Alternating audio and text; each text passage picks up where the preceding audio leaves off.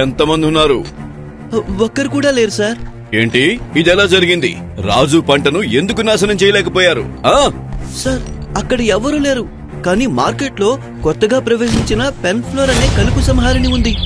ఇది అన్ని రకాలైన కలుపు మొక్కలను నాశనం చేస్తుంది సార్.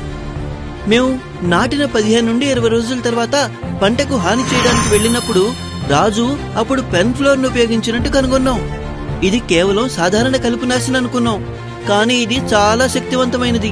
500 మిల్లీలీటర్ల పెన్ఫ్లోర్ ను 150 నుండి 200 లీటర్ల నీటిలో కలిపి పిచికారీ చేశారు. పెన్ఫ్లోర్ అనేది బహుళ కలుపు నాశకం. ఇది గడ్డి జాతి, వెడల్పాకు మరియు తుంగ జాతి కలుపులపై ప్రభావవంతంగా పనిచేస్తుంది. ఇది ఇతర కలుపు నాశకాలకు వ్యతిరేకంగా మొలిచే కలుపులపై కూడా ప్రభావవంతంగా పనిచేస్తుంది. పెన్ఫ్లోర్ యొక్క ద్వంద్వ చర్య కారణంగా ఇది త్వరగా పనిచేస్తుంది.